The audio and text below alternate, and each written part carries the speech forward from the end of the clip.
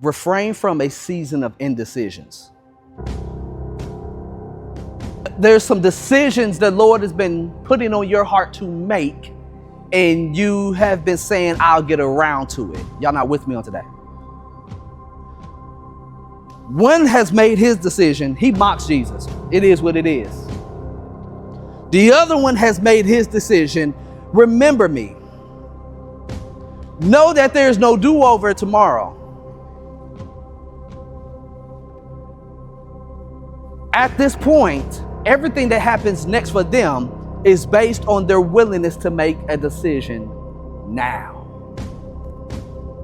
And here's the thing that I believe the Lord is wanting us to know is that there are decisions, there are things that you've been waiting on that's waiting on you to make the decision.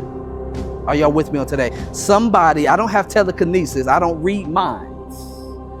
But somebody you've been saying, and don't testify to this unless you just want the deliverance. It's cool. We could get into that today as well.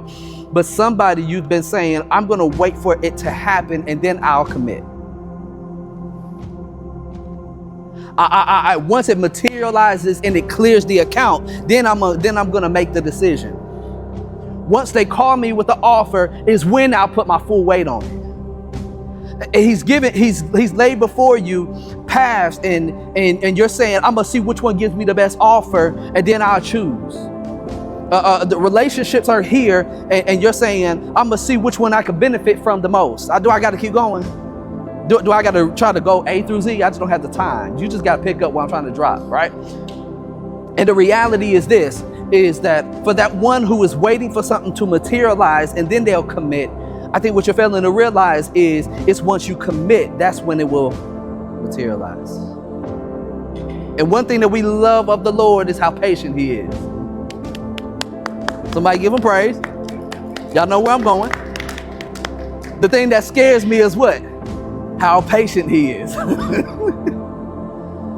and the thing that I need somebody to understand in this particular story, this is a story, if anything, of faith and confession. But as much as this is a story of faith and confession, it is a story of decisions.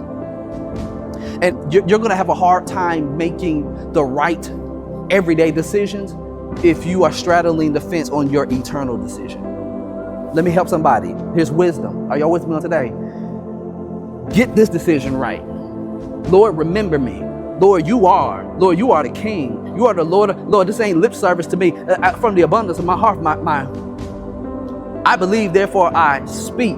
God, I'm making this decision today where I stand. This day choose. I'm making my decision where I stand today with you. Because as long as that box is permanently checked, not with pencil, but with ink, as long as that box remains checked in every season, I'm trusting you will give me the wisdom on every other decision I need to make. But somebody, let me just say this because I need to progress forward. Your question is, well, Pastor, how do I know this is the season for me to make a decision? How do I know? How do I know? I don't want to miss it. How do I know? Is it this season? Is it next season? How do I know? I'm just going to tell you as a word of wisdom, just assume, hear me, just assume that every season is going to come with at least one decision.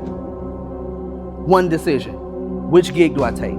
One decision. Do I stay on the job? One decision. Do I pursue that degree? One decision. Do I do that online class? One decision. Come on, y'all. There's some trainings that somebody's supposed to be going through. I'm just going to speak about me because I don't think I'm the only one.